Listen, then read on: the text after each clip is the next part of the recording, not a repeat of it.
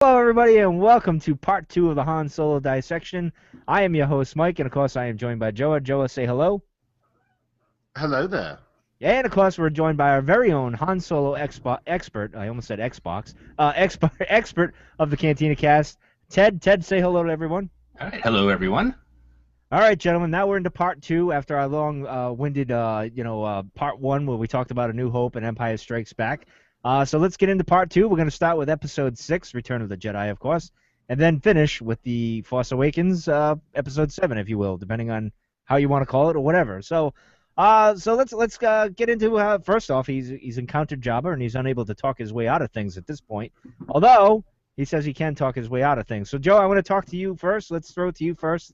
What are your thoughts on Han and his interaction with Jabba here? We finally see the interaction. Well, we did technically see it with Empire Strikes Back, but you know what I'm saying. Go with it, Joe. No, again, it goes to, can he always talk his way out of it? And obviously, this is where he can't talk his way out of it. And anyway, so this is where this is another instance where he can't talk his way out of it. And it's just, you kind of have to give him some leeway here because he did just come out of carbonite, so he can't see, he's blind. So, I mean, I don't really know if you can hold anything against him at this point. All right, well, Ted. Now, obviously, he got thrown out of the carbonite, and Leia saved him essentially, and this is almost like the changing of the character in a way. He's kind of broke free of what he used to be, and now. So, do you see that here, where he's out of the carbonite? He's a new man, so to speak. He's more of a caring and loving guy. Do you see that here? I don't know if we see it right away in this first scene when he comes out of the carbonite, and I don't think he had any hope. I don't think there's anything he could have said to have talked his way out of this one. I mean, I think this is sort of like crime lord gangster 101 here, and Jabba is he can't let him go. He's it would just be bad for business, and it would make Jabba look too forgiving here. This Han was the greatest smuggler, and he couldn't pay up, and this is what happens. And he had him frozen on the wall for however long he did, and now Han's free, and that's it. He's got to get rid of him. So I think even Jabba respected him as a smuggler, which I don't think he does at this point. I'm not sure that he could have let Han go and go back to doing business with him.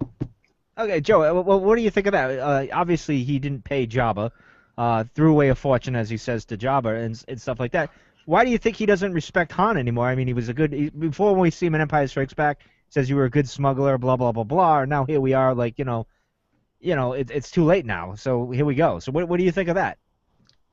It's been too long, and Jabba no longer trusts him, I think is what it is. And, obviously Han had, as we've spoken about, his priorities changed over the time of, at the end of A New Hope, going into Empire Strikes Back, and throughout Empire Strikes Back. But he had every intention of going back, but Jabba doesn't really know that. And so I think that any of that respect, I think that respect kind of turned bitter and kind of just changed into a hatred. And it's because that's what Jabba does. He doesn't have any ilk about killing anybody if he's got to, and to make a point. And I think that at this point, Han being a part of the rebellion. I'm sure Jabba has heard things through so killing Han would really make a big statement to anybody else who works for Jabba in the future. I think it's like, look, if you cross me, this is what happens even if you're the best. So, I mean, it's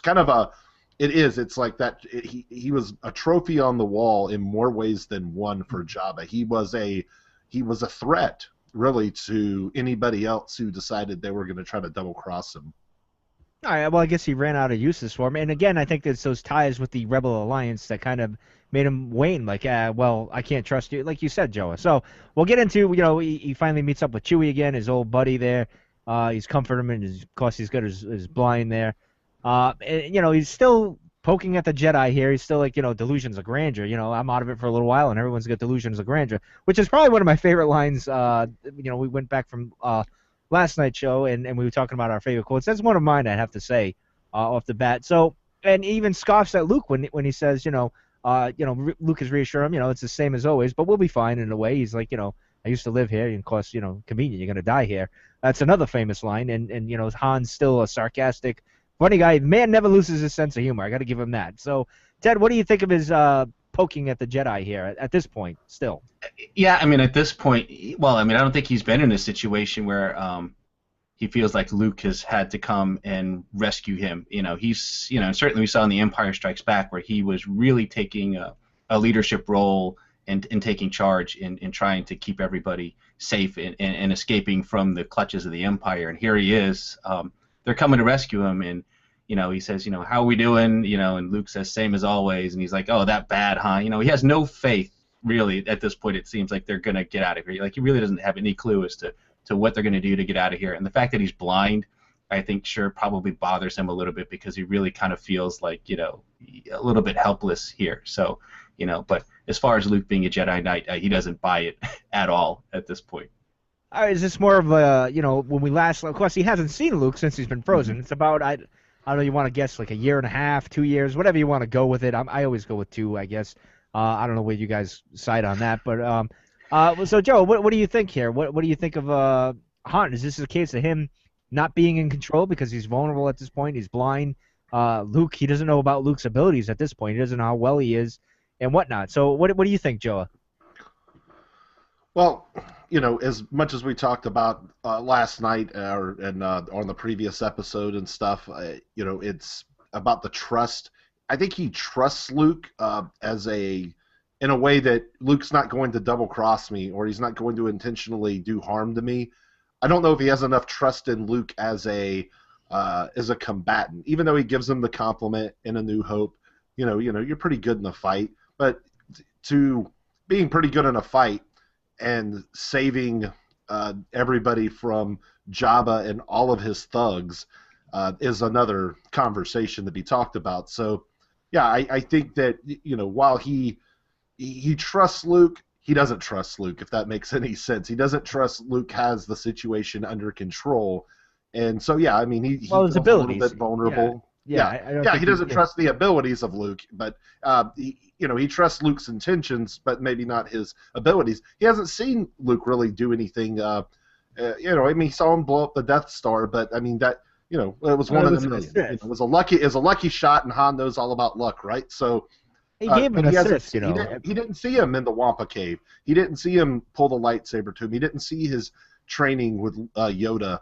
He didn't see any of this, and he didn't see him take Vader on. So he's completely blind to all of that as well. So, I mean, there you go. So there's no reason for him to have any confidence that Luke is going to be able to single-handedly save the day here. All right, now we go a little bit further here where Lando gets involved in the mix again, and here's the interesting, maybe he doesn't trust Luke's ability at this point, but he knows he's in a bad situation, and he's going to need Lando's help no matter what. Even if he was double-crossed, he still trusts him in a way because he needs to get out of this situation anyway, and I guess he realizes that, he did come back for his friend, quote-unquote, to rescue him in a way. So, Ted, I'll throw it to you. What do you say to that? Yeah, it's kind of interesting. I think the fact that Lando is coming along with Luke, Leia, and Chewie, the 3 individuals that he probably cares more for than anything in this galaxy, probably went a long way to saying, all right, well, maybe Lando is somewhat trustworthy and is on my side and is come to help get me out along with these others. If they trust him, then maybe I can kind of look past what happened at Cloud City right now. Well, does that go back to what I was saying last night? Like, it's like if the roles were reversed, maybe Han, being frozen in carbonate, had time to think about it. I don't know if he can even think when he's in there or whatnot. But Joe, what do you think of that? Do you think he realizes? If I was in Lando's shoes, I probably would have done the same thing to save my skin and maybe save my friend for another day. Well, I think it kind of goes back to. I think it's the old, that is the smuggler kind of pirate way. So I think he understands what Lando did. He doesn't have to like it because he did it to him. So obviously he's not going to like the decision that Lando made. But I think it kind of just goes back to when he says, "Hey, he is my friend," in the Empire. At the end of the day, Lando is his friend, whether he trusts him still or not. And Han can't let a friend die, which we've repeated over and over throughout the Dissection series. So I think it really just kind of comes down to more of that. And he's while Lando probably isn't any more innocent than Han is with some of the shenanigans they've gotten into throughout the years, but in a way he's innocent from a certain standpoint, a certain point of view, and he's not going to let a friend die. It's just if he lets him die and doesn't go to save him, then what does that make Han? It doesn't make him any better. And as we've seen, Han is making that progression, and so yeah, I think that he's not that same smuggler that we meet in the Cantina. Well, I mean, it's that when you watch the Clone Wars, or if you watch even Rebels, when you had Hondo Anaka on, and you lied to me, I like it, that type of thing. Like this is the way of the smuggler and the pirate, so this is expected. So I think maybe that's where Han's coming from. And plus, again, it goes back to they're in a bad situation.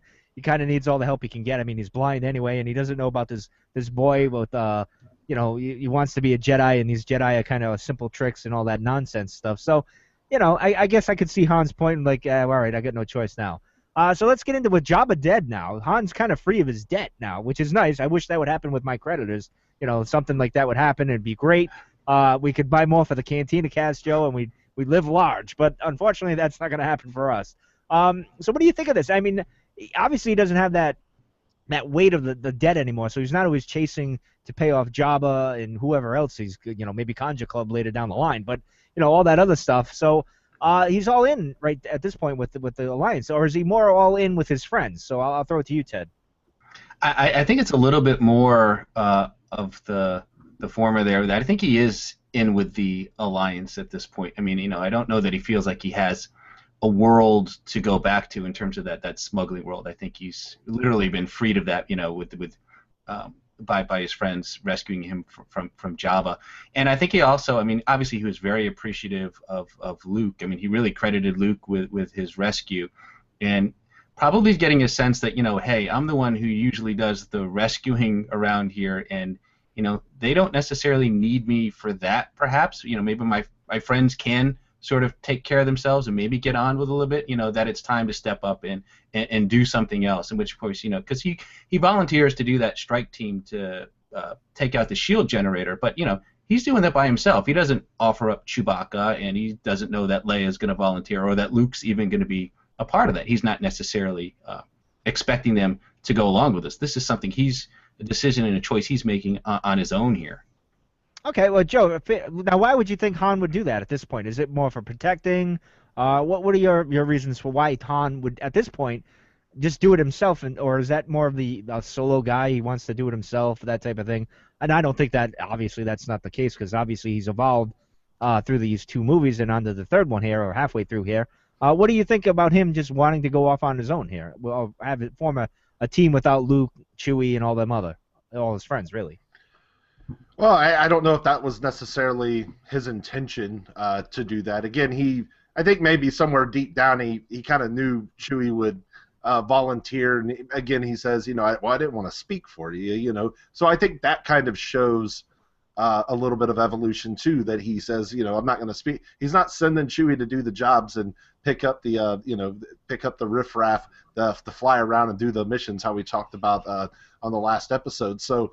Yeah, you can look at it from that perspective, but I think he has, he has found, I guess, like Ted said, a home now with the alliance, because he doesn't have that old home anymore. He doesn't have, he probably doesn't have the connections that he used to with Jabba and anybody else out there. I mean, there's probably other people out there that when they find that out, who knows? Maybe he's still got a bounty on his head from somebody because they're mad that they killed Jabba the Hutt. Who really knows? That's a story for another day, and maybe it's King they'll eventually Cronus. do that. Is that the guy's maybe name? They'll do that in some comics or something. Yeah.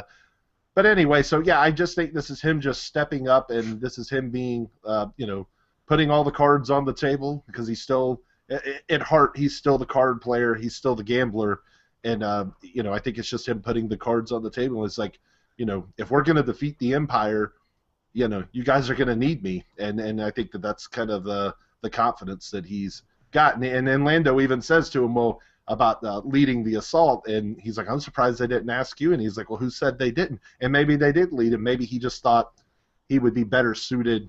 Maybe he didn't trust anybody else to get that mission done. Maybe he thought the assault is for naught if the shield doesn't get down. So really, the shield is really the more important job at that point. So maybe he's got some of that old cockiness getting back into his system there. That self-assurance, I guess, would be a better word for it. That I'm not gonna trust anybody else to this. If you need this job done, it's gotta be the best. And I think even though he's kind of going a little soft with his emotions, as Mike likes to say, I think he's probably still the best at what he does. Well, I mean, is he throwing Lando a bone, or is he just like kind of setting him up to maybe get killed here? Well, obviously not, because he's giving the Falcon here. But Ted, what do you think of that? What do you think about him mentioning Lando? Like, hey, I think this guy could lead, and he gives the Falcon over to him. I mean, this is his baby, his hot rod, and the guy he stole it off of. I mean, what does that say about? I mean, obviously Han. I think Han's a very forgiving guy. I guess could you say that? Like Han is he kind of forgives those that he cares about easily. What do you think? Yeah, I agree with that. I mean, he definitely does not. He doesn't seem to be one to hold a grudge. I mean, and he is willing to sort of forgive and just move forward. In this type of situation. And yeah, I mean, to the point where he, gives Lando the Millennium Falcon because he loves his ship, right? It's the best ship in the fleet, and he thinks it's going to give the rebellion the best chance to have victory over the Empire. I mean, it was an interesting scene too when he's looking at this ship and he says, I have a bad feeling, like I'm never going to see her again. And what was weird to me about that is it's the kind of line and moment that's foreshadows something. And I, for one, when I first saw the film, thought, oh, that's it, the Falcon is this isn't good for Lando, that we're never going to see the Falcon again, or maybe something bad was going to happen to Han. But it just turned to be completely inconsequential. But I thought it was like a foreshadowing moment, and it just didn't turn out to be that way, which was good. Well, there's the other thing. Technically, in film-wise, I think it was the last time he did see it. And the last time we saw it with him until The Force Awakens and whatnot. But Joe, what do you think of this? Him giving the Falcon to Lando, and obviously giving up his possessions to help out his friends and the Alliance and the cause and everything else, because obviously he's learned things are greater than himself at this point. So what do you think about all this? Well, I think this is probably the ultimate example of Han turning over the new leaf. This is where you've seen it build up, you've seen it build, and now this is the ultimate gesture for him. This is the part where that he's this different guy. He's no longer I don't want to say he wasn't an anti-hero ever. I don't guess you would call him that, but he's like he's a legitimate hero now. Whatever he was before, now he's a legitimate hero, and I think that as a progression, I think this is where where it's got this arc. I think this is the height of the arc as far as this portion of his story goes, of him becoming the hero. And not that it starts going down right away, but obviously we will come to that in the next part of this. But yeah, that's where I kind of look at it as it's just kind of that grand example that he is this new guy. And all right, well, I mean, obviously, then he gets, they're on Endor, and well, of course, they get the whole, he's having that conversation with Leia there. And as Ted points out here, he's quick to apologize in the show notes here, but then he's like, oh, I'm sorry, he gets mad, angry, then he's quick to apologize, and then she's kind of like, just hold me, and he does it. He holds her and comforts her and everything, and this is where we all start to say, all right, he's taking the downward slide into being a wimp, so to speak, even though it's not a wimp. I mean, he's there for the girl he loves. I mean, that's nothing to be called a wimp, but a lot of people say this is where he turned and he just wasn't much of anything after that. I mean, sure, he led the attack on the shield generator, and that was cool and everything, but we start to see him, like, even at the end of that, when he's, Leia kisses him and all that stuff, and, he gets that weird look on his face, and, that meme that goes out, oh, you kissed your brother type of thing. But Ted, I'll throw it to you. What do you think about all this? Han getting weaker, so to speak. It's almost like the Padme argument. Like, she got weaker after the attack of the clones, she got pregnant, and suddenly she's the weaker character, which is really nonsense. But what do you think? Yeah, I mean, that was a great scene, right? Because Luke it's just left. He's revealed to Leia that they're brother and sister, and like I said, Han's not. He's gets annoyed. He's kind of angry, upset that she can't tell him what's going on, and he's frustrated. And then at the end of it, she just says, "Hold me," and then they embrace, and Han's like almost doesn't get it. He's like okay. He's like it's like this point, like he's not really sure what's going on here. He's like out of his element a little bit. I think he was sort of thrown for a tiny bit of a loop in that scene, and he's sort of making this transition, as you say. Han Solo the smuggler is slowly dying a slow death here. Okay, Joe, what do you think? I mean, obviously, even when he's encountering the Ewoks, he's kind of like a less of a man. I mean, they get caught in the trap. He's pointing the stick at him, and then C-3PO is going to bail him out, which he's not very happy about. He kind of feels inferior now. And that whole thing, and then when you go back to C-3PO telling the story, he's got the look of like, especially when it gets to him and stuff like that. He's a little shy about it. He's a little, I don't know what you could say with it. But what do you think at this point in his character taking the nosedive, if you will? I mean, did he really take a nosedive? I don't know. What do you think? Well, I don't think that he took a nosedive as far as the actual character arc goes. But I'll what I was talking about is he kind of delves, obviously in The Force Awakens, he'll delve back into the smuggler key, so he goes from hero back into that role, so it kind of has that arc, and maybe it's almost like maybe it's not an arc, maybe it's a circle. Maybe Mike Climo wants to come on and jump in on this, but maybe it's just coming full circle with a lot of things, and then by the end of that, it kind of, but we'll get there. We'll tie all this up in a nice little bow, I hope, at the end. But no, I think more or less where he's going is he is getting just a little, and I don't mean this in a derogatory way, but softer and softer towards his friends and Leia, because he's caring more and more about Leia, by the minute or whatever. When she's missing, where's Leia? And Luke's like, I thought she came back. We got to go find her. And so, I mean, obviously they're both worried about her, and so and again, he's on another rescue mission basically then until they just happenstance run into her there with the Ewoks, but.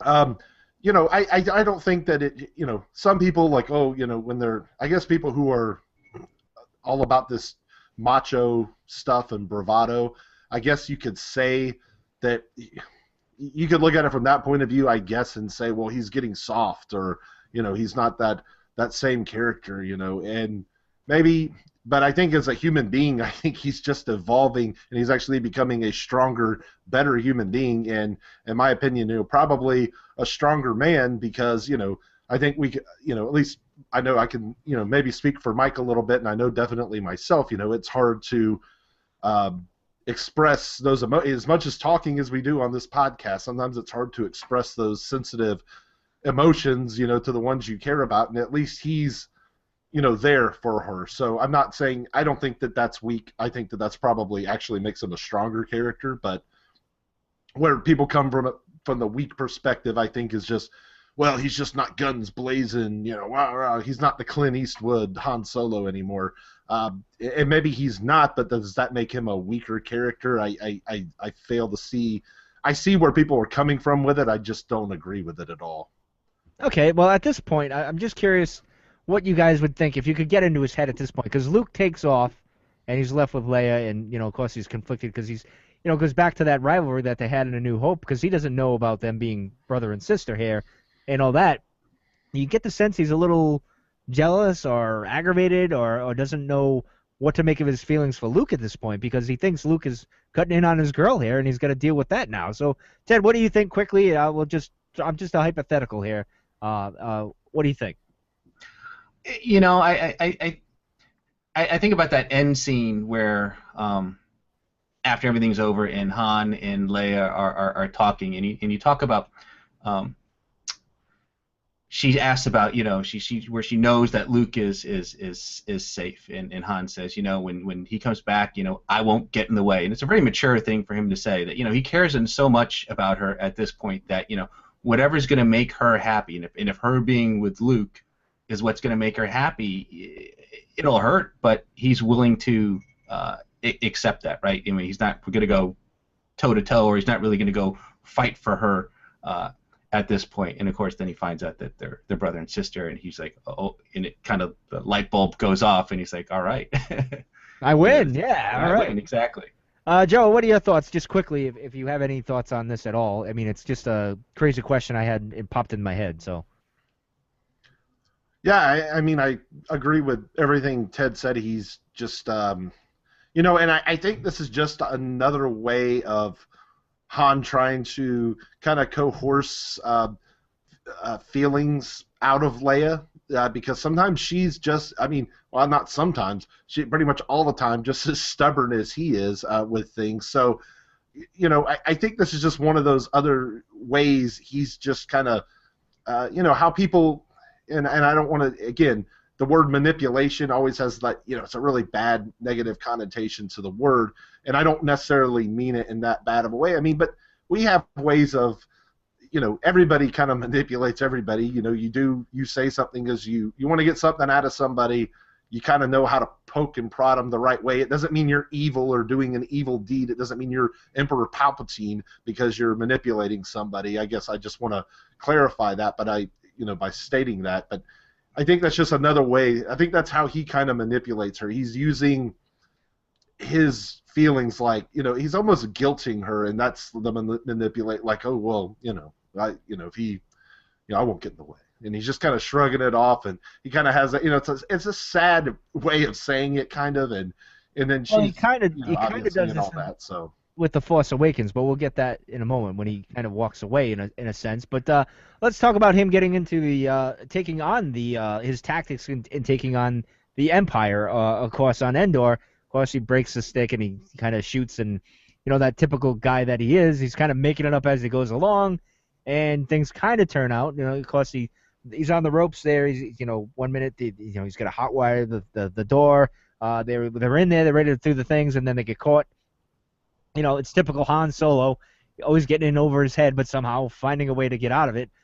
So, Joe, I'll toss it to you. What do you think so the people that say that he's getting wimpy as he go further, this is evidence of him not. He's still true to that character of getting into trouble, doing what he needs to do to get the job done, and coming out on top every time he does it. So, I don't know. I guess this proves more that he really didn't get wimpy. I guess they just have a problem with his softer side. With Leia and even his friends. But I'll throw it to you, Joe.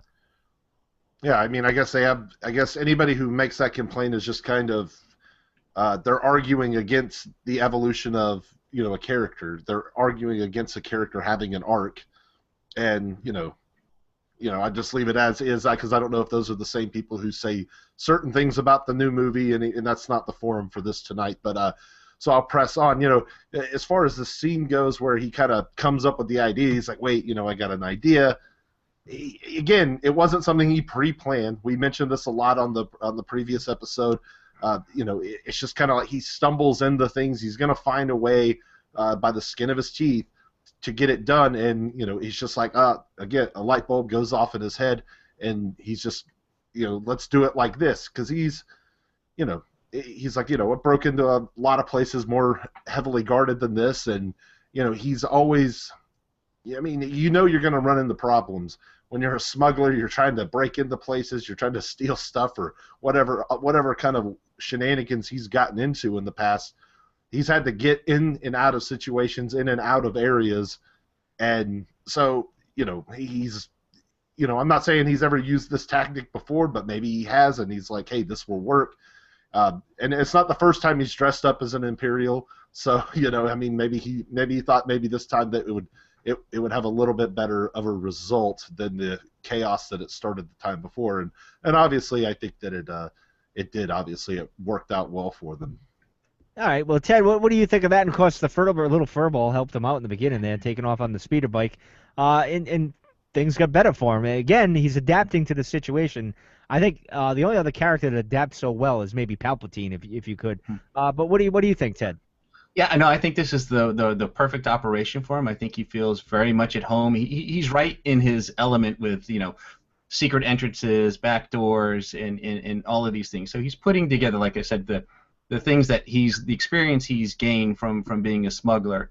he is applying here. Only the stakes are a lot more higher, right? He's not smuggling spice across the galaxy illegally. He's now freeing the galaxy from the tyranny of the Empire. So it's this much bigger stage, and yet ultimately he's sort of like the perfect guy to get the job done here. And I love to see that they, it wasn't a full-blown, military operation and strategy that wins out the day, but his sort of quick thinking and ad hoc, skills are what win it for the rebellion at this point.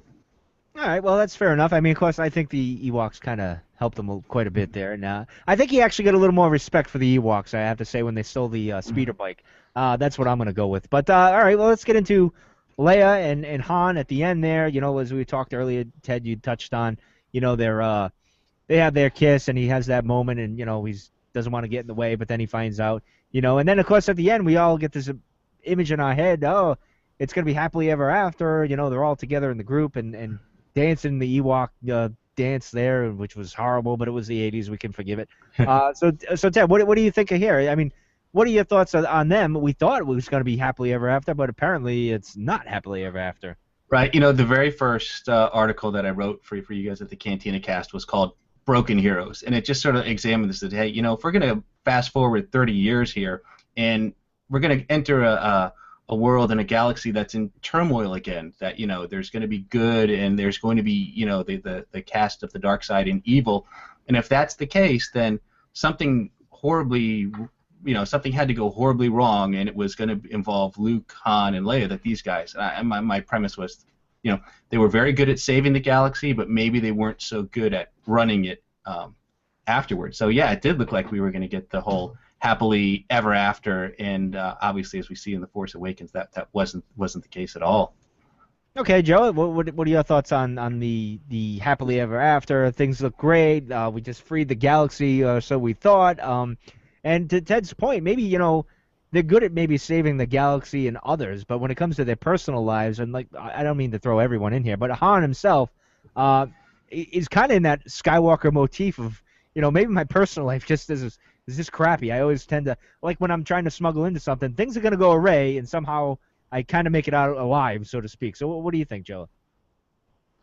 Yeah, I mean, yeah, I guess you could kind of say that for, a lot of the characters in Star Wars, maybe, but, because it does have wars in the title of the movie, so there's not really a lot of downtime. That's why we kind of spoke on The Empire Strikes Back. It was kind of an interesting moment where there was actually a little bit of downtime for the first time, that you'd really ever seen before, except, maybe when you meet Luke for the first time, you don't really see a lot of that in those movies, so it was just an interesting thing. So now to think that they're going to go and have these, just this quiet little life together, but I guess if you really think about it, there's and as we know from all the expanded universe, and then now we've got the new canon coming out, that there's a lot to do, and the war's not necessarily over at that point.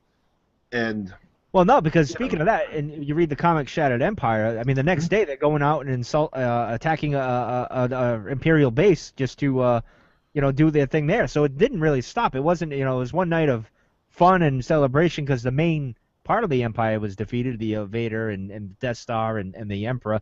But, they one still night of fun and celebration, and then little Kylo. And little Poe came about. So, on maybe the same night. So, maybe they're like brothers. We just don't know yet. In a way. So what are you? I mean, in the Force. Some kind of weird threesome or something? Oh, okay. This is really weird. This is weird. But anyway, all right. So, any more thoughts on episode 6? I'm sure we missed stuff because we're trying to, we got episode 7 we want to get to. So, final thoughts on episode 6. I'll throw it to you, Ted, first. Yeah, I think we covered it pretty well. But as I said, Han Solo's character did have this evolution, and I don't think he was a weaker character at all at the end of it. I think he was a more mature, someone that was ready to be considered a war hero, and probably likely would have expected to be remembered more as someone who helped the rebellion and defeat the Empire more than just a scoundrel and a pirate and so forth. So I did think he changed quite a bit over the course of the 3 films. Okay, Joe, any final thoughts before we move on and do the promo there? No, I mean it's just everything we've discussed going through the original trilogy. It's obvious that he started out as one thing and became another, and I think that he is, you know, there's so many examples of that, throughout Star Wars. So it's hard pressed to say that he had the most, the biggest arc as far as starting as one thing and becoming another. It's hard to qualify that because there's so many different ways of putting that. Because you look at everything Anakin went through 6 movies, and then you look at the evolution of Luke as well. So I'm not going to rank them or anything, but obviously, as the guy who's probably the most relatable as far as being just a normal, real person, I would say that it's definitely an important story arc at the end. And I know that Harrison had said in interviews and things like that he didn't think that the character had anything else left to offer. He didn't hold any significance to the story anymore and things like that. And maybe at a certain point of view, if all there was going to be was Return of the Jedi, maybe you almost think he has a point. But then luckily, we got a movie, about a little over a month ago, and it kind of changed that kind of idea around. So we'll be getting into that next. But I guess it's time for a little promo. So if you don't already know, we are a part of the MakingStarWars.net podcasting network. On Mondays, you can check out Now This Is Podcasting with Jason and Randy and a plethora of other podcasters. And on Tuesdays, nobody yet. Bother Jason and Randy on that, actually. I dare you. Wednesday, you can find us, the Cantina Cast. Thursday, every other Thursday, you can find the Idiots Array, our guys with the 9 Proof Media. Then Friday, you can find Rebel Girl with Tracy and Amanda. Saturday, you have the fabulous Force Cult. And, well, what's another word for another F word? No, not that one. But I was going to say something for First Order Transmission, but I already used fabulous. So they're the fabulous First Order Transmissions podcast. So you got 6 podcasts. So you got one almost every single day of the week on the MakingStarWars.net podcasting network.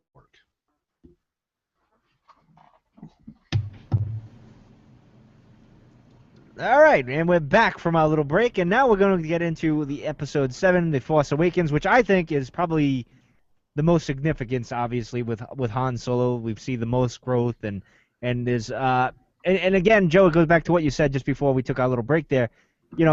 We should all be thanking George for not killing him off and wanting to sell more action figures, because we got the bigger payoff in The Force Awakens, I think, by not having Han die and actually going full circle and everything else that we're going to see here, with the homages to Obi-Wan Kenobi and all that other stuff. So let's get into it, because when we first see our hero, our old friend Han and Chewie walking in, he's got the gun poised, he's ready to do his thing, ready to, shoot first, ask questions later, or so we think. So what are your thoughts when you first saw Han? I know everyone got excited when we go back to Celebration Anaheim, and we saw the trailer, and we saw Han, and, you hear, Chewie, we're home, and Joe punched me in the arm, and all that other stuff. It was great. So what do you think, Ted? I remember hearing you were very excited at that moment when you saw them, so go ahead. Oh yeah, it was just this amazingly sort of nostalgic moment, and I was one of those, when I first heard that, back when they were doing Return of the Jedi, that they had considered, killing off Han, and I kind of agreed, said, that might not have been a bad thing, and I'm so glad that they did, because it was just incredibly amazing to see him sort of burst onto the scene with Chewbacca at his side, and the classic, the DL-44 blaster. It was just amazing to see him back in action and board the Millennium Falcon. Not to mention his face, we're home, he's all excited, and of course that DL-44 is a little too powerful in Battlefront. I'm just going to say that. So Joe, what do you think? I know you got warm, fuzzy feelings when you saw it in the trailer, and of course I'm sure when you saw it in the theater, like we all did. As much as I didn't like Han Solo, it was still like an old friend, even if he drove you nuts, kind of showing up and hanging out with you again. It felt good, I have to admit. But what are your thoughts, Joe, on first seeing Han and Chewie again?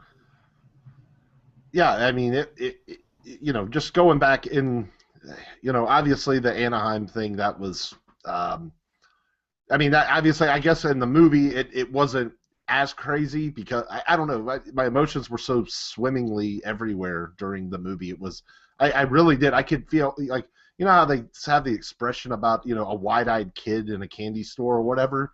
When I was watching The Force Awakens, I could feel how wide my eyes were. I was conscious of how wide my eyes were. I was looking at this. I was looking back and forth on the screen, like, I got to see all of this. Like, I'm moving my head, getting into it. Like, oh, what's that? What is that? Oh, yeah. It was literally just I knew how ridiculous in my own mind at the same time, how ridiculous I was being, but I couldn't help it. I was so overcome with emotion. And you know how I was in Anaheim, which, set the stage for knowing when we were going to kind of meet Han again. So, but, you know, when we see him there, you know, obviously the nostalgia, which it's funny how that word gets such a bad rap. Like, that whole word, people throw it at you like this is that's a bad thing. It's actually like a word. Like, I remember that I remember in English class when I was like in middle school, we would talk about nostalgia in literature,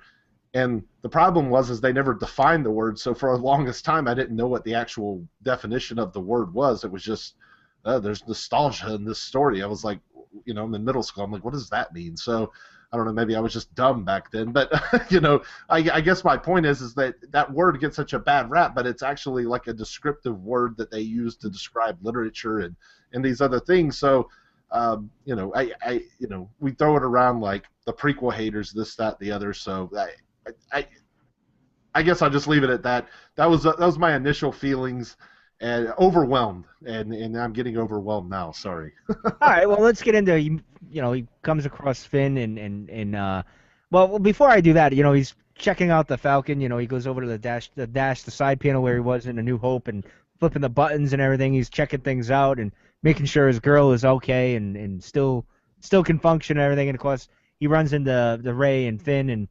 BB-8. And I thought it was a very good interaction. He wasn't as grumpy as I thought he would be with them. He's like, all right, you're on my ship now. Get off. We'll drop you off. We're not going to be bad about it. You're lucky you ran into us and all that. I just care that I got my Falcon back. That's all I care about. So Ted, what did you think of him and even Chewbacca interacting with them at this point? I mean, it was very much the Han and Chewie of A New Hope. They're kind of just in it to do their thing, and they're comfortable in their skin at this point. So what do you think?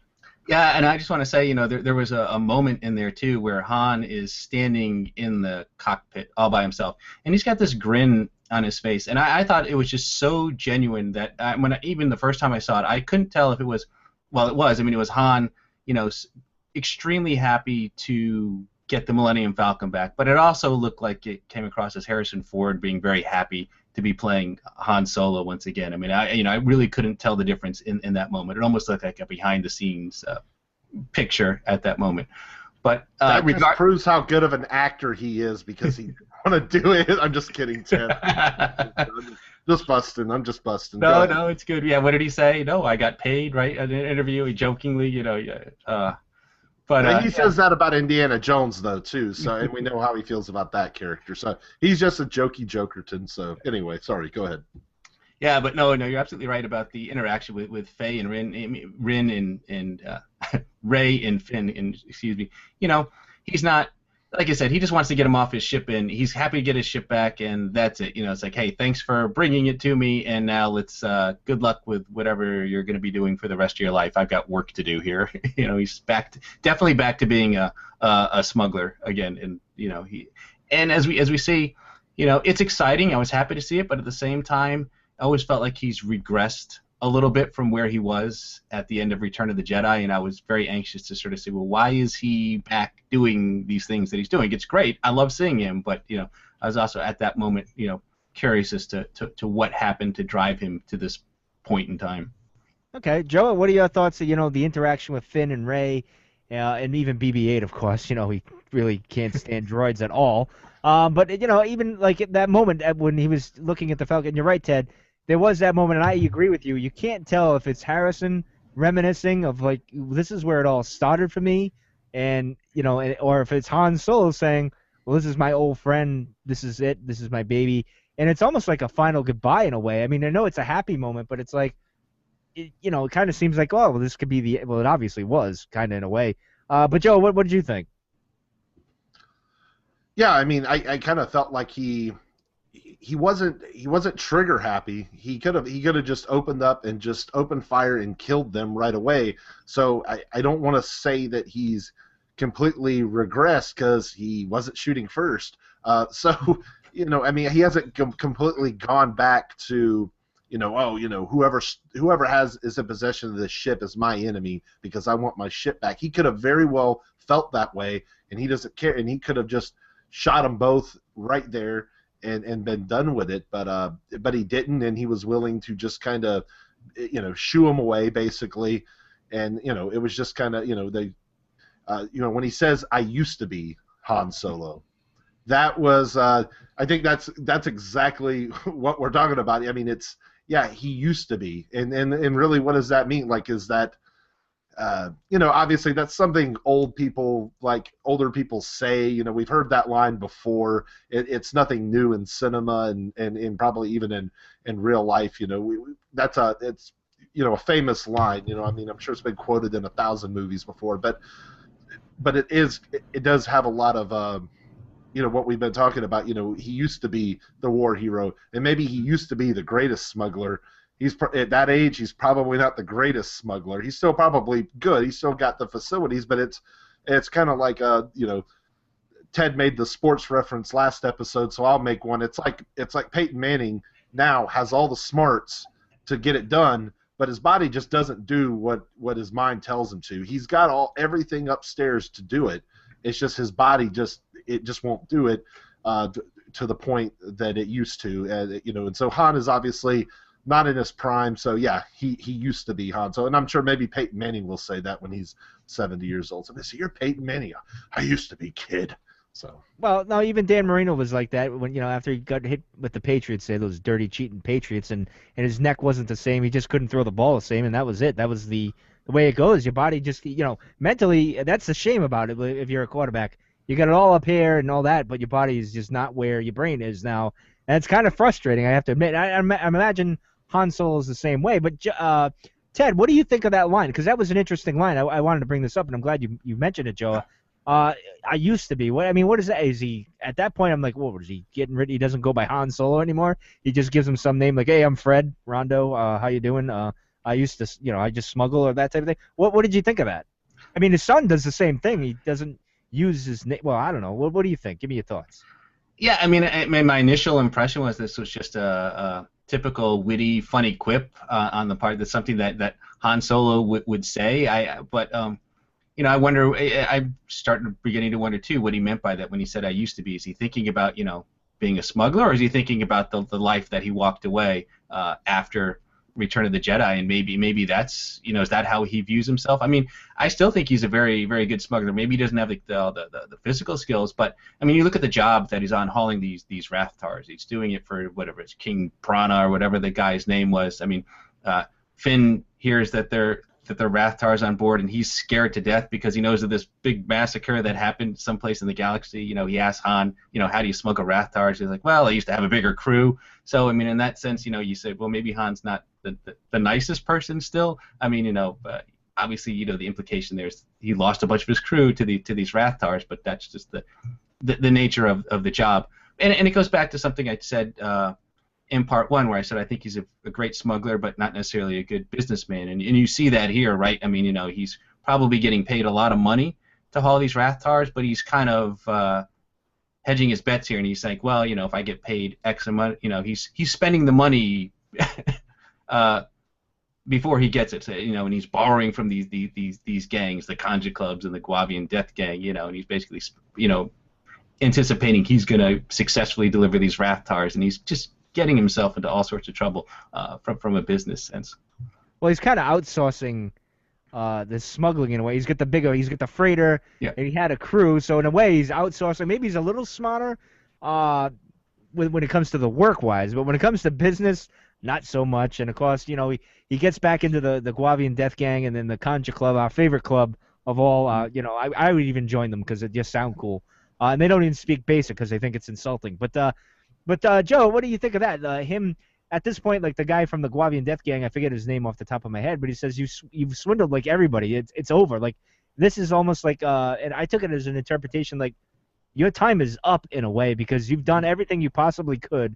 You can't swindle anyone, everyone. We all know your stick, your gig, and everything else. So what did you think of that, Joa? Yeah, and in fact, I'm surprised that Kylo Ren didn't have a bounty on his head just to be like, here you go, Dad. I know you really can't stand when people put bounties on your head, so here you go. Here, the First Order's got one out for you just for giggles. Yeah, I think it was just showing where his character is at this point. He's run out of options. He's run out of everything. He doesn't have anybody. He's basically at this point when Conja Club and Guavian Death Gang show up, he's basically in the Cantina again, meeting Luke and Obi-Wan and a couple of droids. In this case, it's just one droid, but I think he's just it's that same experience. It's basically the coming of full circle, and then now we see his arc start over again, and it's a quicker arc because it happens just throughout this one movie, but it's kind of his arc all over again, but just in this one movie, and it's just kind of this full circle thing. He slowly dredged back down into being this smuggler, and we find out why, and we'll get into that, but and then that's where it is. It just kind of comes full circle. And again, anytime we talk about circles and stuff, I just think of our friend Mike Climo there with the ring theory and all that. So, but yeah, I mean that's kind of where I take it. It's when they show up, that's where we're at, and he's basically right back on Tatooine again. And and it's like, well, let's get to the Falcon before somebody gets us, and let's get out of here. So. Well, he says, of course, that great moment where I talk my way out of it. That's actually probably the best Han Solo thing. I keep going with these quotes where he says, I talk, and he's talking to that interaction with him and Chewie, as subtle as it was probably the best that they've ever had. And, of course, he says he talks his way out of it, which goes back to, I just mentioned quickly, the Cantina scene.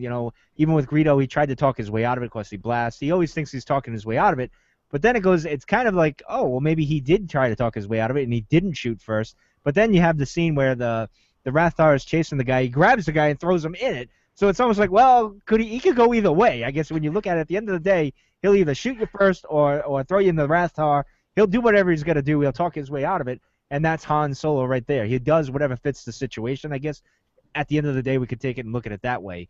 But any more thoughts, Ted, on that whole debate of talking first and throwing the guy in the Rathar, whatnot?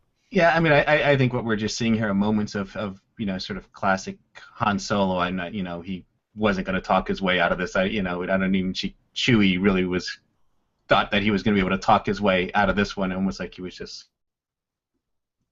kind of what happened here.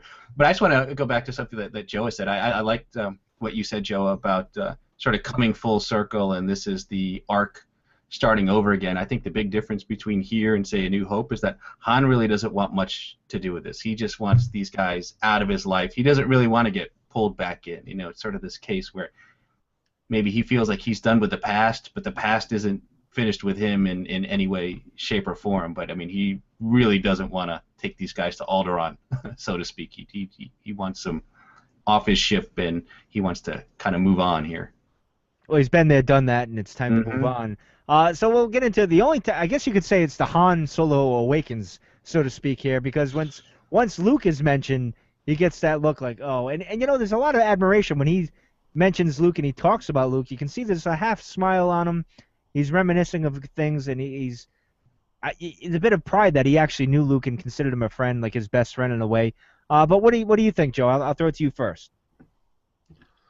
Well, and again, this goes back to what we've been talking about this whole Dissection series, is when they mention Luke, then all of a sudden he's willing to help them. He's willing to help a friend, and no matter what he thinks of Luke, and no matter what kind of blame or responsibility for Kylo, Ben, whatever, that I get the sense he didn't feel Luke. that. I don't know that he. I don't know that he does, but I'm just throwing it out there, just to kind of throw it out there, because we don't know for sure.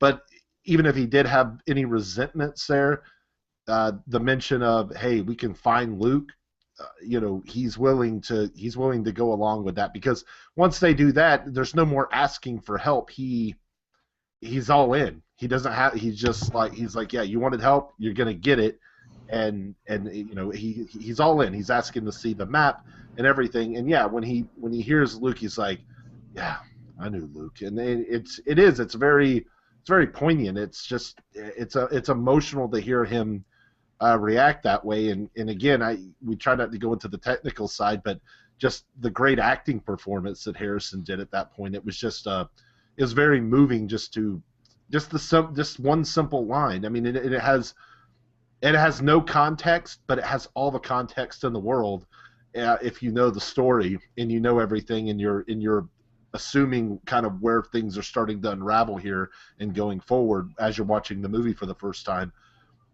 So yeah, I mean, it's just I would probably lean towards that way with it, and it's his friend, it's Luke, and you mentioned Luke's name. Yeah, I got to help you. Well, Ted, what do you think of this when he finally, he hears Luke's name, and then he gets into the whole story telling about things, and then of course, this is where the Obi-Wan moment comes in a way, and he becomes Obi-Wan in a way. Maybe it's Obi-Wan's simple tricks and nonsense coming back, and like I said in Empire Strikes Back, he's guiding him. Maybe he's guiding Han mysteriously here. I don't know. I'm throwing wacky things out there right now. But what are your thoughts on this? Finally, the guy who picked on the Jedi and the old hermit and all these other things, it's come full circle. He's seen it all. His own son's very powerful in the Force. He's seen Luke, even his wife, his father-in-law, so to speak, kind of, he had to mingle with him. So he's seen all these things. I mean, well, what do you think now? I mean, this is where I think it shows in the movie when he hears about Luke and he's got that reverence on his face. Oh, my friend, and I get quickly after I throw it to you. Do you blame? I don't think he blames Luke for anything. Actually, I think he's very at peace with what happened, and he accepts Kylo as just Kylo and does his own thing and whatnot. But what do you think of him? Coming full circle and accepting the Force and all that other stuff. Yeah, and it goes back to something we talked about in part 1 too, where he has to maybe see something in order to believe it. And obviously, he's seen the Force in action. I can't imagine there'd be anything at this point to convince him that there wasn't, this mystical field. Maybe he doesn't believe it controls his destiny per se, but obviously he believes in the Jedi, understands the light side and the dark side, and all of that because he's experienced it firsthand, like probably few people in this point in time have been able to do so. So yeah, I think when he hears Luke, that does kind of change what's going on here in the ship and his willingness to help, because not only is Luke his friend, but he knows the whole history here. He knows that people have been trying to find Luke, and I mean, this was we don't have all the details of exactly what happened, but you have to figure this was the whole thing was very crushing to all of these to force Luke to just kind of disappear.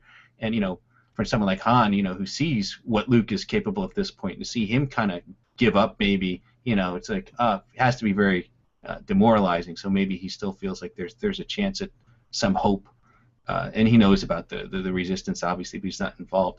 But I'm not convinced that he wants to go that he's all in at this point, because he's going to help them, but they don't end up going straight to the resistance base. He takes a little detour and wants to kind of drop him off with Maz Kanata and kind of maybe exit at this point. I'm beginning to think that he's maybe saying, all right, I'll get you this far, but then I'm gonna move on here, because I'm not sure that he really wants to get all the way involved yet. Well, you say that, but he goes to Maz, and he could have just dropped the kids off and said, "Go see this lady Maz and tell him Han Solo sent you," and then taken off, and things would be fine, him and the Falcon and all that other stuff. But I don't know, that's a little weird. And then of course he has that interaction with Maz where she asks, "Well, who's the girl?" And of course it cuts, and we're all left to wonder what was really said. But I have to say, I love that fact that she as soon as he walks in, Han Solo, and she knows immediately she can cut through the BS with him. All right, I know you're in trouble. What do you need? Let's get it over with right now, right here. So, Joe, what do you think of the interaction with Maz here at this moment? I mean, is this finally someone other than Leia that knows his BS and just calls it for what it is and let's get it over with? Well, real quick, I just want to jump back to one thing Ted said, and it was something that we mentioned that he hit on in the previous episode. about the Force controlling his destiny, and I had kind of talked on it as well in the previous episode, and so I guess this is probably the best time, if any, to kind of just throw that in there and tie the bow on that little theory.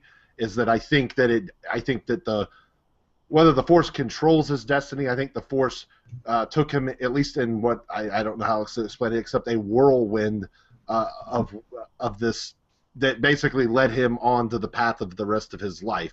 Because Luke, a Skywalker, brought him into this in a way, and then he meets Leia, a Skywalker blood, and then and then obviously what happens with his son that we're getting into in just a few minutes. But it just, I think that's what it was. It was the Force that, whether it said you're going to die on this day at this hour at this minute, I don't know if I'm willing to go that far. But I think it did say that you're at least going to have to deal with these situations one day, and it kind of led him along. It at least led him along the path, and he took the steps that it eventually led him to. So. Yeah, he does believe in the Force, I think. Most definitely he does, and it's evident from the movie. It's a fact, but he's seen it. He's probably seen it too close to firsthand, and who knows what Ben was doing when he was a kid, and why they sent him off to Luke in the first place. Who knows what unimaginable things that he could have been doing, mind tricks or something, because we know Kylo could get in people's heads and stuff, so maybe you don't have to be weak-minded for Kylo to get in your head, you know what I mean? So, anyway, going to Maz, that was Hans? I'm thinking Alan Rickman here. Maz and Hans. But, yeah, Hans. Let's get Bruce Willis in here. But no, obviously they have a past, and, I don't really know what else to say with that, except I probably expect to see that in the Han Solo movie, I guess, when they go back and so, I mean, eventually they'll probably end up having to be a part 3 to this, I guess. It'll be a prequel part 3 or something, Mike, when we go back and do the Han Solo we'll have that version movie, of that episode. So. The movie, and then the whatever takes place between The Force Awakens and 6, because I'm sure they'll have an animated series and all that other stuff. But go ahead. This will all keep the podcast going for a very long time, so thank you, Disney, and all that. So, but... I like their interaction. It's obvious they have a past, and he has some respect for her, and she likes him. So that's really, I guess, all I could say for their relationship, because we don't really know much more than that. And I'll just say that, he didn't want to go to the Resistance. He didn't want to see Leia. It's not that he doesn't care for Leia. He's willing to help because of Luke, but he didn't want to go because he didn't think Leia wanted to see him. I don't even think it's necessary that he didn't want to see Leia. He didn't think Leia wanted, and he's trying to respect what he perceives to be her wishes, and well, it goes back to Return of the Jedi. I'll stay out of your way, so to speak. So it's kind of like that's fits what he would say.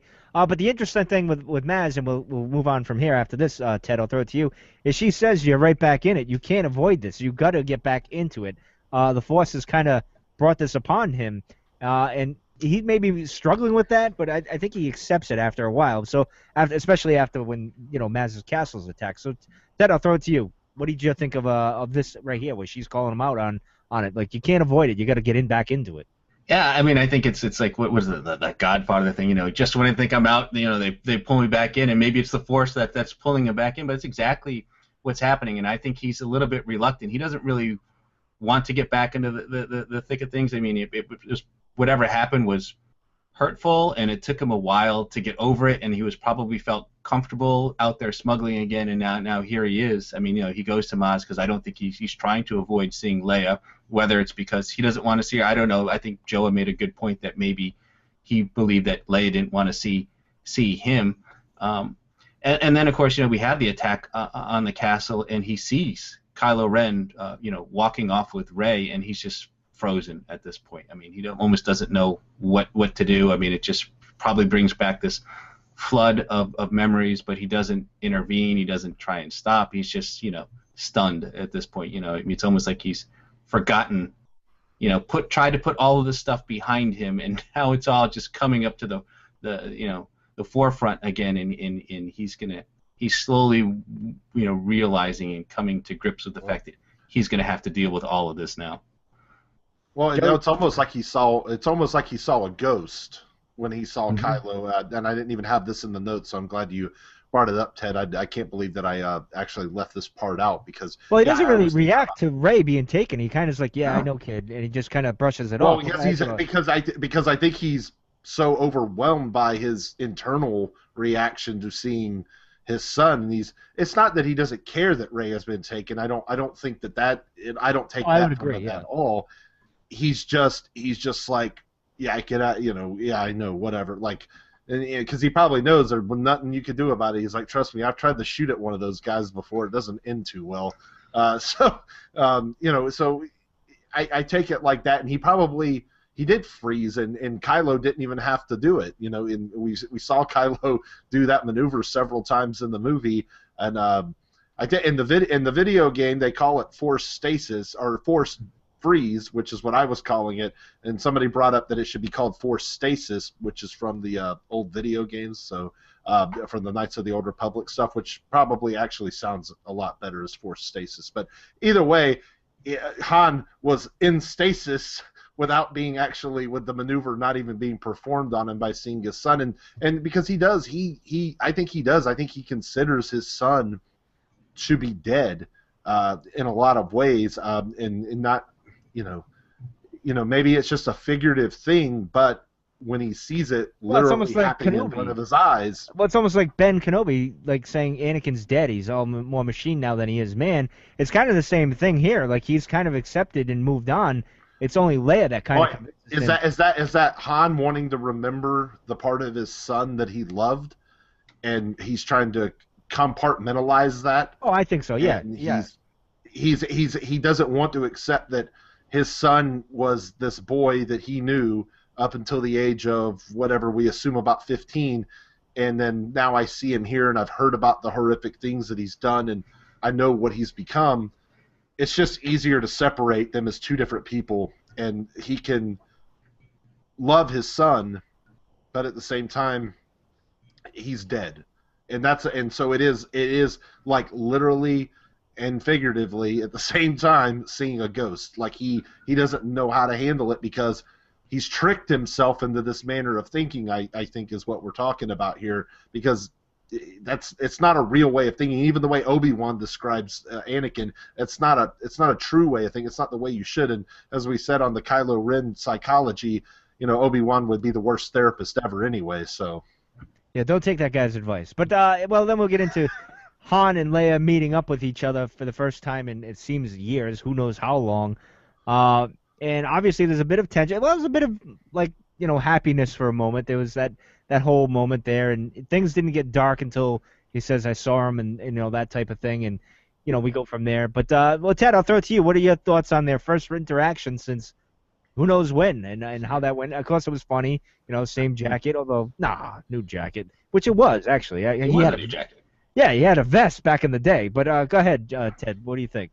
Yeah, and this wasn't even the same as his Empire Strikes Back jacket either. I mean, this was like a nice leather jacket. He almost looked like Indiana Jones. I come back to that, but I think they kind of dressed him up like Indiana Jones a little bit, minus the hat this time around. But it was a fun scene. I loved, C-3PO getting in the way at that, critical moment.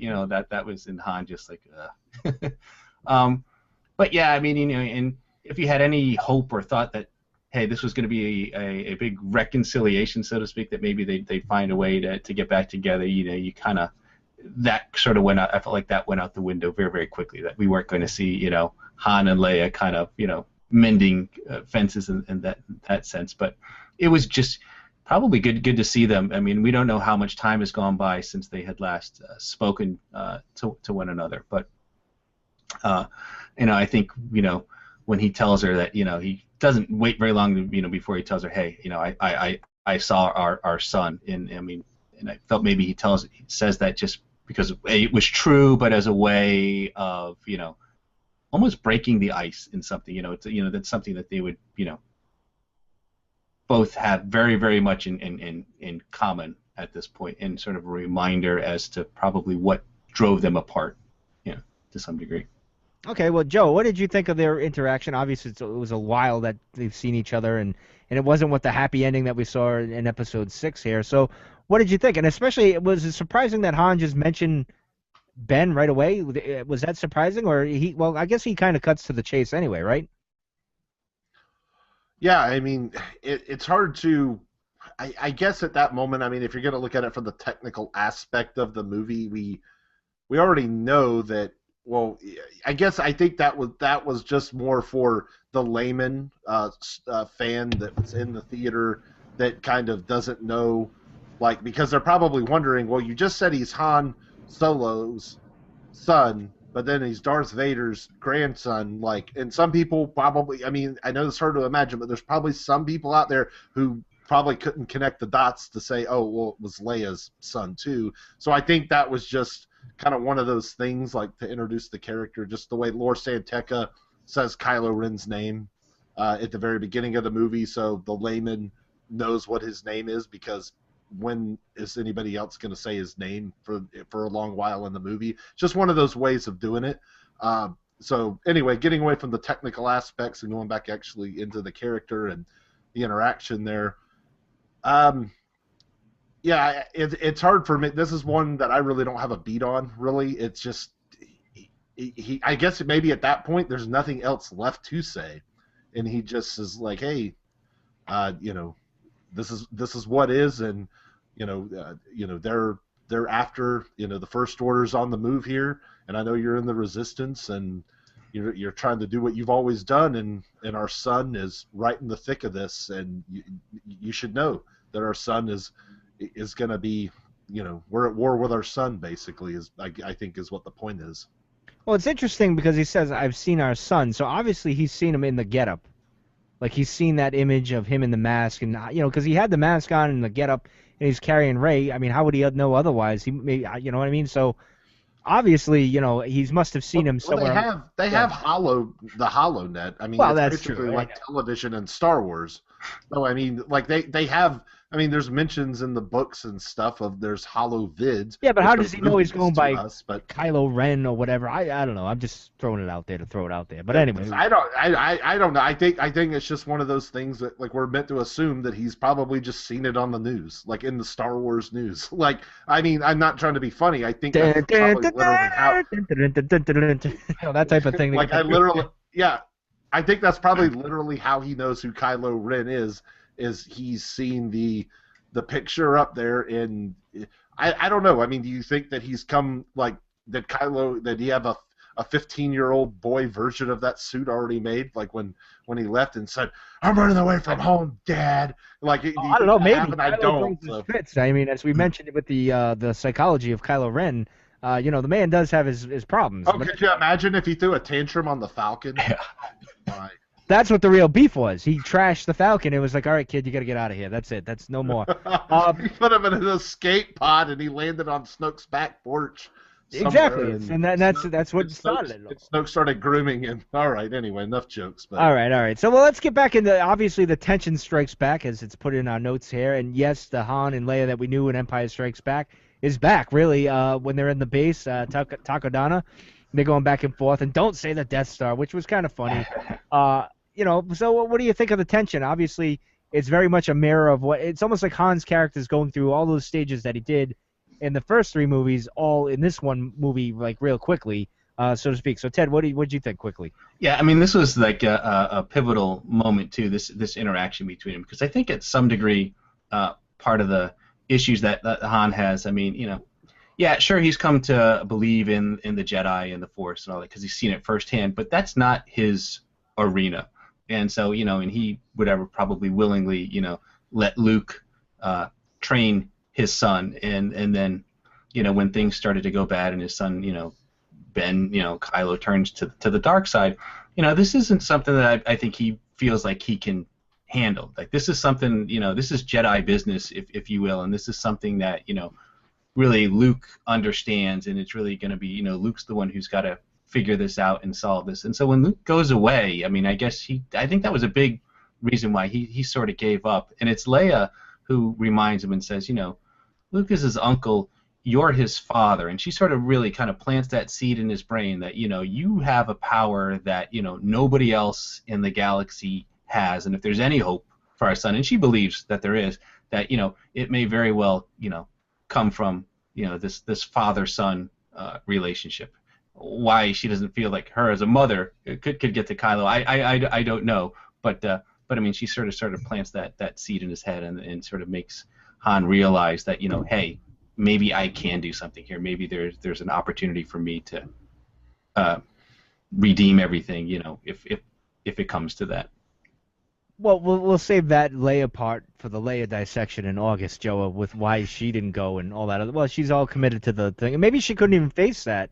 But anyway, we don't want to get into her right now. That's for August. So, well, let's get into their splitting hairs over Kylo here. Obviously, as we were said a few minutes ago, Joe, that he's kind of like accepted what it is and moved on. And I think, and he doesn't even blame Luke, as we said. I don't think he blames Luke, and he kind of like, all right, I get it. Luke kind of checked out, and I did the same thing. I mean, what is the point? Luke did his thing, I did my thing. We tried, it just didn't work out. Kylo is Kylo, and Ben is whatever, that type of thing here.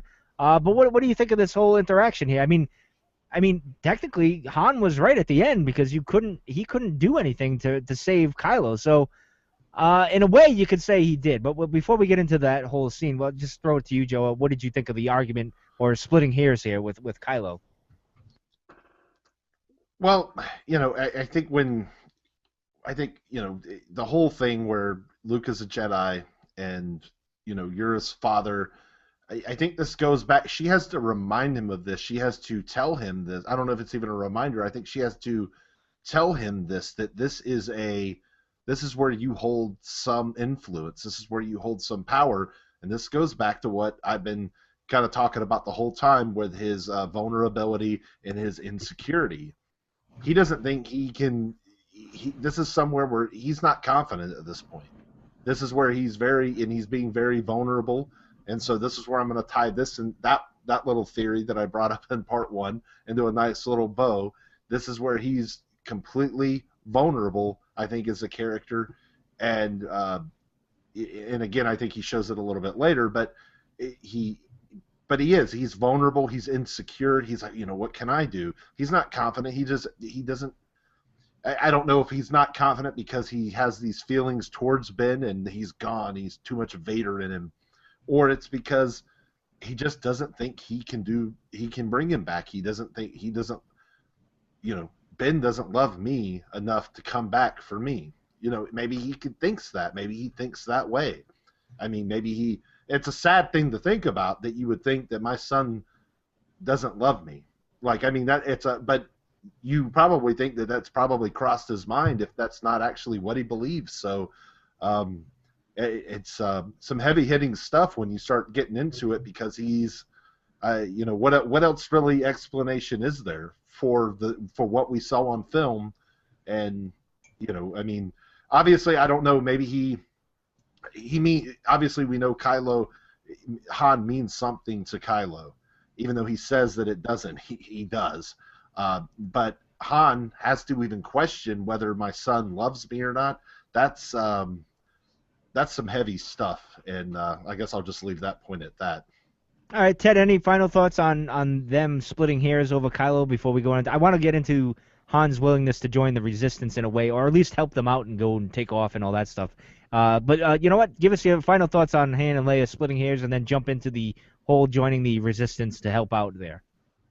Yeah, I mean, I don't know. I think I don't really have anything else to add about Han and Leia at this point. Yeah, it was but getting back to the Resistance. Yeah, I mean, he's ready to jump right back into action. This is Endor all over again, for him, and maybe again, it's something that he can do to, another distraction, so to speak, in the same way that going back to smuggling was made him feel comfortable and put him in a sort of a little comfort zone.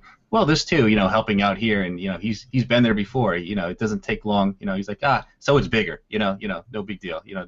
He's confident at this point that they're going to be able to launch an assault and an attack and eliminate the threat of the Star Killer base. And so he's doesn't take him long to figure out how he's going to penetrate the shield and get onto the Star Killer base, and he's ready to go and bring Rey or bring Finn, I should say, right along with him. All right, Joe. What do you think? I mean, obviously, yes, it is a homage to Return of the Jedi, and this is very much him. And he goes in, and they can't walk away. He can't walk away at the end. He's like, they're gonna need our help. when they come in and stuff. Once they deactivate the shields and everything, he's like, all right, my friend's got explosives. Let's go finish the job, so to speak. Because he knows they're gonna need it. They're not gonna be able to do it without his help once again, so to speak. So what do you think of that? I mean, he could have walked away with Rey and Finn and moved on, and life would have been grand, I guess. And Leia would have been taken out or whatever. But hey, it is what it is, so to speak. What do you think, Joe? Yeah, it's I had a funny image in my head there for a second, but I'm not even going to go there. I think that this is him. It's again, this is the progression, the full circle, and he's coming back and he's being the hero again, and he's been here before, and he's like, look, nobody else is getting this kid on that base except me. And Leia's like, well, how are you going to do it? You wouldn't like it if I told you. So he knows nobody else can do this job, and this is where the confidence comes back in. This is where he is confident, and he knows he can do it. And, there's just some things Han Solo is very, very good at, and there are just some things that he's just not good at. Maybe he's not good at relating to sensitivities with his son, and maybe sometimes he's not, who knows about being a husband. I'm not going to put that on him because we didn't see that. But as Ted said, maybe he's not the best businessman. So there's some things he does really, really well. There's some things he's not as good at. So he's got those insecurities about those things he's not good at, and then he's very confident about what he can do well, and obviously it works out. So. And again, it goes back to his character of, like, he does care. Obviously, he has a bond with Rey and Finn. He likes them, and of course with Chewie and that. And he knows Leia's back home on that base, and he's got to do something about it. So he does do something about it. You know what I mean? So, well, let's get into Ben and Kylo here. What their reaction is. So I'll throw it to you, Ted. What do you think of their interaction? Yeah, I mean, this is something where Han makes a choice to confront Kylo, as his son at this point. Obviously what Leia said to him at the base, really got into his head and got into his heart, I suppose. I mean, right? I mean, he could have Han could have ducked behind a column and let Kylo, kind of swoop on by and avoided the confrontation altogether. I mean, Kylo was walking the complete other way, and yet Han decides, no, I've got to do this. And it's a great moment where he shouts out Ben, and we everyone right away knows what that means. They realize, oh, they've named him after Ben Kenobi, and he, as you say, tries to talk his way out of this, or talk his son back to the light side. I mean, I'm not sure he believes that he's going to accomplish this, but he's reached a point where he's got to try and if I may, bury the lightsaber, so to speak, between him and his son, and unfortunately that's what literally happens between the two. But it's an interesting moment. I mean, almost like a bigger moment for Kylo than it is for Han. It's a big. I mean, there's a lot going on here. I mean, this is obviously for Kylo the big hurdle he needs to get to the dark side, to cross that threshold, and maybe feel like this is how he's going to expunge all of the tuggings of the light side out of him by doing this deed, by killing his father. And it remains to be seen if he accomplished that or not. I mean, it's that touch on the cheek at the end after Kylo's impaled him with the lightsaber, and Han is just that one little bit of tender moment before he then falls to his death was really just an amazing thing to see. And you wonder if that little touch was that little bit of Han Solo magic that may yet save Kylo before this saga's said and done. Well, I tend to think that's true, because I think Han thought he could save him, and he thought, all right, I'm going to do it. And then I think obviously when they're struggling with the saber, Han knew this was it. I'm done for. And then I think the only thing Han learned over the years is love. And at that moment when he touches his son's face, that was the act of love that might bring Kylo back towards the light. And I'll throw it to you, Joe. What do you think? Yeah, I just want to point out that we brought this up several times throughout this about Han talking his way out of things. well, this was his final attempt to talk his way out of something, or maybe talk somebody into something, I guess is a better way to put it. And, he didn't do it, unfortunately. And, Ted, you're sitting there talking, and I mean, maybe I'm off on this. I hear a little emotion in your voice when you're talking about this scene. Maybe I'm wrong on that. Like, I don't want to put it. It felt like you had a little bit of a little twinge there a couple times. I don't know. Did you? Well, like I said, I did mention earlier that was kind of all for him, possibly being killed off in Return of the Jedi. I thought that made sense, but now all these years later, and to see him back in action, and to see him go through this growth and this evolution, he was great. I mean, he was great in this story. It was great to see him kind of the way he interacted and brought so the new generation along on this adventure that I wanted to see more. I wanted to see him come back and do more things. So yes, it was sad to see him go. I wasn't surprised by it. I would kind of expected that this might be what would happen, but I wasn't prepared for how much I was going to enjoy seeing Han Solo back in action in this first chapter. All right. Well, quickly. And I'll just finish my point on that. Is just I agree, and like we said, like me and Mike kind of had a real heavy hint that was going to happen. We weren't surprised. Obviously, very sad. The touching of the face and everything. Obviously a big moment, and but I just it was sad, and I just couldn't. No matter what, you couldn't prepare yourself for that. Like, I mean, if you were invested in that character, you couldn't prepare yourself for that. And I know I couldn't. It was one of the emotional moments of the movie for me, which there was several, but obviously that was like, it was just kind of like watching it for the first time. It was just, like they actually did it. Like they, it's one thing to read about it and hear about it, and then it's like, no. Okay, they actually did it, and they actually went through with it, and you see it, and it's. But yeah, again, he couldn't talk himself out of this one. He couldn't talk Ben back, and but I just love the way he just says, how he yells at Ben, and just that authoritative voice, and it's just you can imagine him when Ben is 12 years old or something, like he's trying to play a prank on Chewbacca, and Han's walking up from behind and sees him before he does it, and he's like, Ben, don't do that, don't touch the Falcon. Like, go watch the Falcon or something, kid. I don't know, but it's just, it just, you just think of all the things that could have been, and I'm sure that they will take advantage and give us all those stories eventually, so. Well, let me throw it to you about him naming him Ben, which is an odd choice even for Leia. But I think it's more Han that would name him Ben for some reason. Obviously, it comes full circle because he's paid homage to Ben in a way by becoming the guy that guides the new generation in a sense. So I'll throw it to you, Ted. What did you think about that? Why the name out of nowhere? I mean, this was kind of a mystery why they would call him Ben. So I'll throw it to you. Yeah, I mean, it was strange, and maybe in the standalone Han Solo film, we'll learn that his father's name was Ben. That maybe they'll toss that. I doubt that, but yeah, because he didn't like Ben Kenobi. He's just this crazy old fool. He was getting him into trouble, and he didn't really have a lot of. I don't think he liked them all that much at all. I mean, hey, yeah, no, we just need a ride to Alderaan. That's all. Don't worry. It's simple. We'll pay you a lot of money to do it, and look what happened.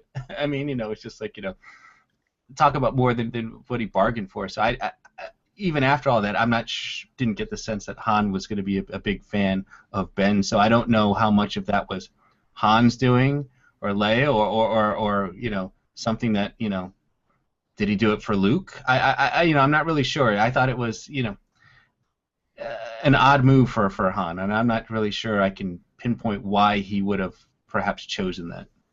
Okay, Joe, any thoughts on this at all, or are you just Maybe it's more towards Leia again, and not Han, and Han's just like, oh, it's coming out of you.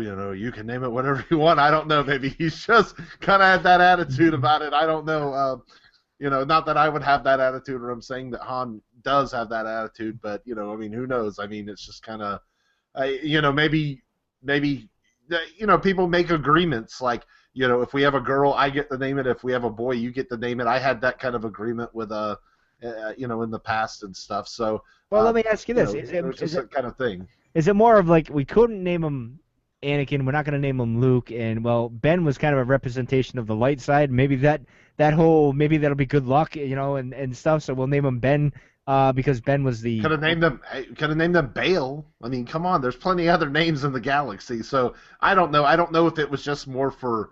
I don't know if it's just for movie purposes, like let's get the Kenobi reference in there. I don't know. Maybe this is something that will be revealed why they did name him that. I don't know, because again, Ben is not even. I mean, it's just a name that Obi-Wan went by. It's not even his given name. So it's just it doesn't make like the most sense in the world. A lot of people will argue that maybe Han, in reflection, had this sense of, oh, he shut down the tractor beam. Maybe I like this old fool after all. And Leia maybe heard things from Bail, and she had some feelings towards him because of what he was able to do. Back in the Clone Wars or something, and she heard these stories. But that's all you have to base that on. That's it. There's really nothing else. Or did R2 just pull out the old hollow and said, hey, guys, this is what happened, man. I'll tell you some stories. I got some stories here. And there's an image of him and Anakin doing their thing. I don't know, maybe, possible. Some old episode of the Clone Wars or something. I don't know.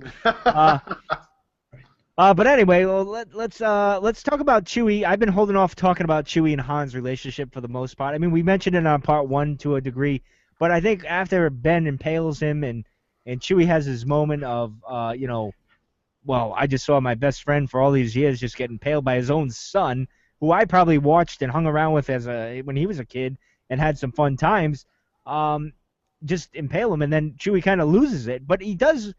There's that whole meme where he's playing with Kylo Ben when he's younger and stuff, and then he walks away, and then he's got the bowcaster, he could pop him in the head. We've had this debate on the show, but he ends up shooting him in the side there. But Chewie kind of, I have to say, he may have gone a little crazy, but he kept it within. He completed the mission for the sake of Han and Leia and everybody else. He kept his cool when you think about it. I don't know. What do you think, Ted?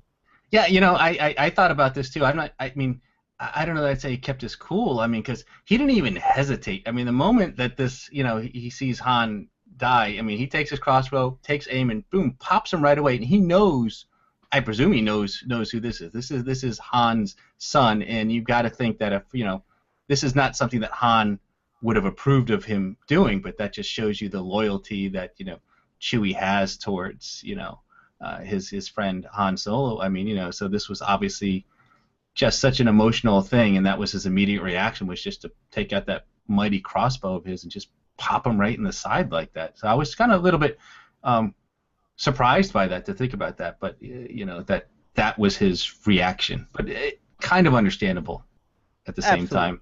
Yeah, absolutely. Joe, what do you think about Chewie going berserker, so to speak?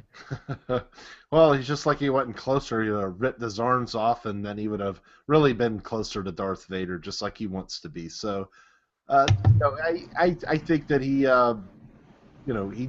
he reacted. It's a gut reaction, and we've seen him kind of go berserk before. Only Han was there to talk him down, and we talked about that last episode, and Han wasn't there to talk him down this time, and I guess maybe could he shot it. The thing is that, and the funny thing is they build that crossbow up to be so damn powerful the entire movie, and then when it hits Kylo, it doesn't even. All it does is knock into his knee. Yeah, it makes him bleed and all that, and it obviously wounds him, but like it doesn't make him fly backward. Like Han shot a rock, and it looked like a grenade went off, and like people are flying backwards. So.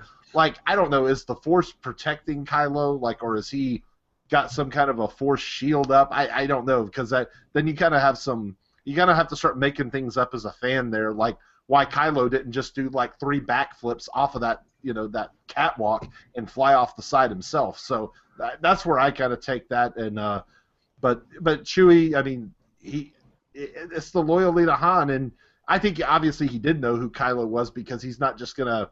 I think he understood. He was watching and he was anticipating, and he was hoping maybe Han could accomplish the mission. And and we don't know what discussions him and Chewie had, on the way there. Well, Leia asked me to bring. Well, they didn't really have. Maybe Chewie's like, oh, don't do that. Well, they really didn't have that final goodbye kind of moment? It was just like all business in a way, and Well, no, that. they did though. I think they did have that final when he said, "We meet back here." That's the last thing he ever Yeah, says to him, and I think that is like as good as you can get without knowing. He's not going away like I'm going to die, Chewie. So if we never see each other, so you can't do that.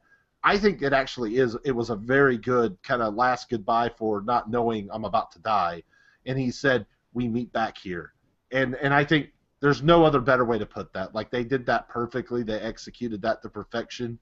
And he gives Chewie credit at the very last conversation. He says that's a better idea. We're doing that. He's like, you go up there, I'll get down here. We meet back here. So Chewie kind of gets some props from him at the end, and so it's very fitting. It's very and if you think back and think about it in that way, it's kind of it's very nice. All right, well, gentlemen, I think this is where we come to the point where our final wrap-ups here. This has been a long journey. It's been a great journey, and thank you, Ted, for coming on and giving your expert advice with Han Solo and whatnot. It's been fun. I'm sure we missed a few things here and there, but that's why we have listeners to email us and say, hey, you forgot this, and we can continue. And obviously, this conversation is not going to end because we got the spin-off movie. We probably got a cartoon and all that other stuff coming down the pipe. But anyway, I'll throw it to you, Ted, first with your final wrap-up of Han Solo, what we learned from his character and stuff. Go from there. Yeah, like I said, he's always been one of my favorite characters. I think through the course of all 7 films, we see a lot of growth, right? He starts off as being someone a very selfish person, ends up being a very selfless individual. I think that's probably the simplest way to sum it up. And I'm very excited that he's going to get his own spin-off movie. I'm looking forward to that. My 2 things about it. One, as Joao mentioned, I hope we get to see Maz Kanata in there. I'd like to see that their relationship maybe started early in his career. I think she was a great character. I'd love to see more of her. So I think that'd be a missed opportunity if they don't insert her into the early part of his story.